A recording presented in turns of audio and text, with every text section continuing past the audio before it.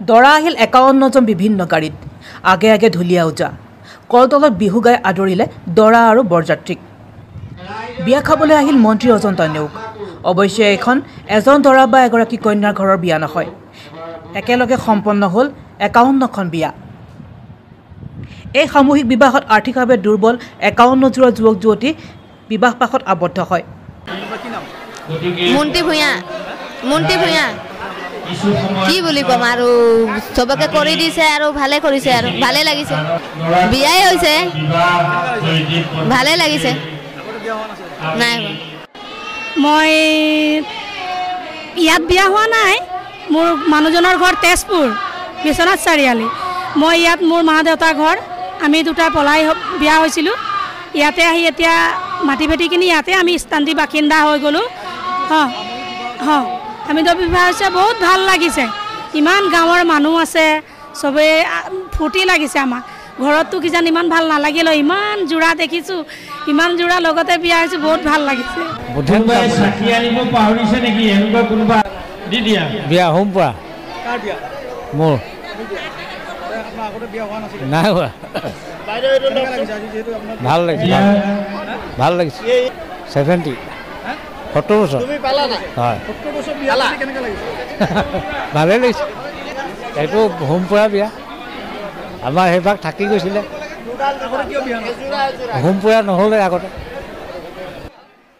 গোলাঘাট জিলাৰ ফৰকাটিং উলুতলি সম্পন্ন হয় এই সামূহিক বিবাহ অনুষ্ঠান একেলগে সম্পন্ন হয় 51খন বিবাহ 51খন হোমক সাক্ষী কৰি আজি বিবাহৰ জৰিয়তে সংস্কাৰ হ'ল 51 দম্পতি কোনোগৰাকী দৰা কইনাৰ সন্তান যদি 20 বছৰ হ'ল কোনো জোৰা দৰা কইনাৰ সন্তান আকৌ 2 বছৰীয়া বা 5 বছৰীয়া বিভিন্ন কাৰণত বিবাহ সংস্কাৰ কৰিব নোৱাৰা 51 দম্পতিয়ে আজি হোমাগ্নিক সাক্ষী কৰি বিবাহ সংস্কাৰ হয় এই ক্ষেত্ৰত গুৰু দায়িত্ব বহন কৰিছে উত্তৰ পূৰ্বাঞ্চল লোক কল্যাণ সমিতি জনকল্যাণ সংস্থান জয়পুৰ ৰাজস্থান গোলাঘাট জিলাৰ ধৰ্ম জাগৰণ মঞ্চৰ লগতে গ্ৰীণ ভেলী এনজিঅ'ই গোলাঘাট জিলাৰ উলুতলি শিৱ মন্দিৰৰ ৰাজহুৱা ভৱন প্ৰাংগণত এই কাৰ্যসূচী উল্লেখ্য যে যোৱা 19 এপ্ৰিলত অনুষ্ঠিত হৈছিল এই বিবাহৰ জোৰোণ দিয়া কাৰ্যসূচী আজি বিয়ালৈ বুলি অহা সকলোৰে বাবে খাদ্যৰ ব্যৱস্থাও কৰা হৈছে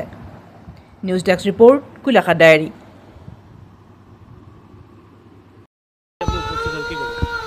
আচলতে ধৰ্ম জাগৰণ কমিটি আৰু স্থানীয় ৰাইজ আৰু উত্তৰ পূৰ্বাঞ্চলৰ কমিটিখনে যি এক সুন্দৰ কাৰ্য কৰিছে মই তেখেতসকলক অভিনন্দন জ্ঞাপন কৰিছোঁ যিসকল দৰিদ্ৰ ব্যক্তিয়ে তেওঁলোকে নিজৰ বিবাহ সম্পন্ন কৰিব নোৱাৰে পুঁজিৰ অভাৱত তেওঁলোকে সেই তেনেকুৱা ধৰণৰ যুৱক যুৱতী বা ব্যক্তিক আজি তেওঁলোকে এই মিলনত বন্ধনত আবদ্ধ কৰাই যি পুণ্য কাৰ্য কৰিছে আৰু স্থানীয় ৰাইজে সহযোগিতা কৰিছে আশা কৰিছোঁ আৰু তেওঁলোকে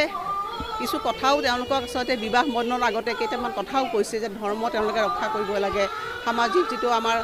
মানে পৰম্পৰা ৰক্ষা কৰিব লাগে ভাষা সংস্কৃতি ৰক্ষা কৰিব লাগে বৰ ভাল কথা যে এইখিনি যদি মানে সুন্দৰভাৱে তেওঁলোকে ভৱিষ্যত জীৱনত পালন হয় এটা সুন্দৰ সমাজো গঠন হ'ব গতিকে বিবাহ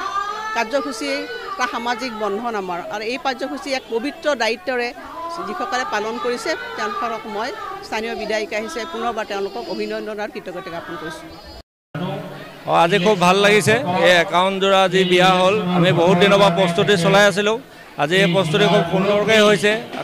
আৰু সকলোৱে উৎসাহেৰে সমূহ গাঁওবাসী আৰু উত্তৰ পূৰ্বাঞ্চলৰ এই যি